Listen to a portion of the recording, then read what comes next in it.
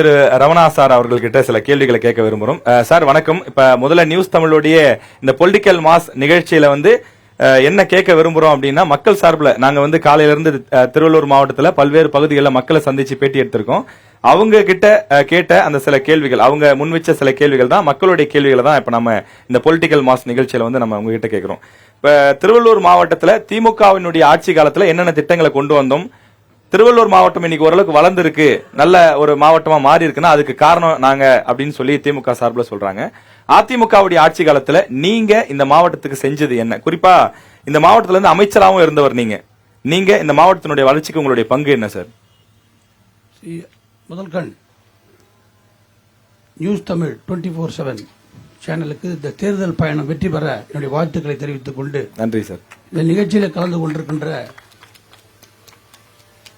சட்டமன்ற உறுப்பினர் அவர்களுக்கும் மற்றும் மற்ற கட்சியுடைய பிரதிநிதிகளுக்கும் மற்றும் அனைத்து கட்சியுடைய பிரதிநிதிகளுக்கும் நண்பர்களுக்கும் என்னுடைய வணக்கத்தை தெரிவித்துக் கொண்டு,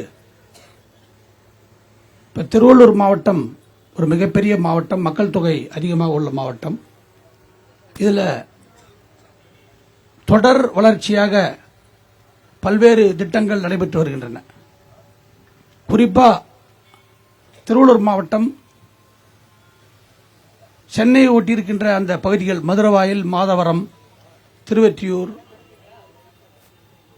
இந்த பகுதியிலெல்லாம் சென்னை மாநகராட்சியோடு இணைக்கப்பட்ட பிறகு 2011-16 காலகட்டத்தில் ஒவ்வொரு சட்டமன்ற தொகுதியிலும் மதுரவாயல், மாதவரம், திருவெற்றியூர் ஆகிய தொகுதிகளில் கிட்டத்தட்ட 500 கோடி ரூபாய் அளவுக்கு அனைத்து இந்திய அண்ணா திராவிட முன்னேற்ற கழக ஆட்சியில் வளர்ச்சிப் பணிகள் தொகுதி வாரியாக நடைபெற்றது 2011-16 காலகட்டத்தில்.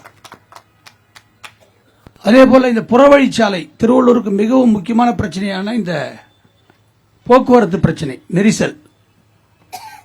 இந்த புறவழிச்சாலை முதல்ல எம்எல்ஏ ஆபீஸ் ஒரு பைபாஸ் பிளான் பண்ணாங்க, அதுக்கப்புறம் டிராப் பண்ணப்பட்டு அதன் தொடர்ச்சியாக ஒரு டீடைல்டு ப்ராஜெக்ட் ரிப்போர்ட் அதிமுக ஆட்சி காலத்தில் புரட்சித் தலைவர் அம்மா அவர்கள் 5 கோடி ரூபாய் டீடைல்டு ப்ராஜெக்ட் ரிப்போர்ட் 2011-12 காலகட்டத்தில் ஒதுக்கீடு செய்து CPRR road, Chennai peripheral ring road, அதாவது நம்முடைய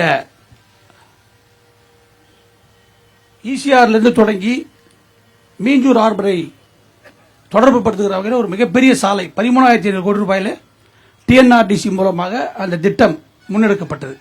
அது தொடர்ச்சியாக எடப்பாடியார் அவர்கள் 15 கோடி ரூபாய் அதுக்கு ஒதுக்கீடு செய்தார். அந்த ப்ராஜெக்ட் தான் இப்போ ஒரு சட்டமன்ற சொன்ன ப்ராஜெக்ட் இப்போ நடந்து கொண்டிருக்கிறது.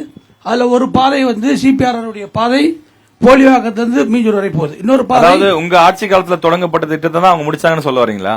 இல்ல, அது தொடர்ந்து நடந்துதான் இருக்கு. தொடங்கப்பட்டது இன்னும் முடிக்கல, நடந்து கொண்டே இருக்குது. அதாவது டீடைல்டு ப்ராஜெக்ட் ரிப்போர்ட், அது தொடர்ச்சியாக டிஎன்ஆர்டிசி, தமிழ்நாடு ரோட் டெவலப்மெண்ட் கார்பரேஷன், மத்திய அரசுடைய நிதி பங்களிப்போடு அந்த திட்டம் நடைபெற்று வருகிறது. இன்று வரை நடைபெறுகிறது, இன்னும் முடியல. டிஎன்ஆர்டிசி தான் எக்ஸிக்யூட்டிவ் ஏஜென்ட். அதன் தொடர்ச்சியாக இப்போ CPR link road, Chennai peripheral road link road தான் இப்போ போலிவாக்கத்திலிருந்து இப்போ இந்த NH 205 சேர்ற மாதிரி பணிகள் தொடங்கியிருக்கு. கண்டிப்பாக 2026க்கு பிறகு நாங்களும் அந்த திட்டத்தை தொடர்ந்து நடத்துவோம் என்பதை இந்த நேரத்தில் தெரிவித்துக் கொள்கிறேன். அதே போல பாத்தீங்கன்னா இன்னைக்கு இந்த திருவள்ளூர் தொகுதியில் இந்த பஸ் ஸ்டாண்ட் சொன்னார் எம்எல்ஏ. அந்த பஸ் ஸ்டாண்ட் கூட பாத்தீங்கன்னா நான் அமைச்சராக இருக்கும்போது வீரராவ் மாவட்ட ஆட்சியர் அந்த பஸ் ஸ்டாண்டுக்கு அந்த இடத்த நாங்கள் தான் போய் பார்த்தோம்.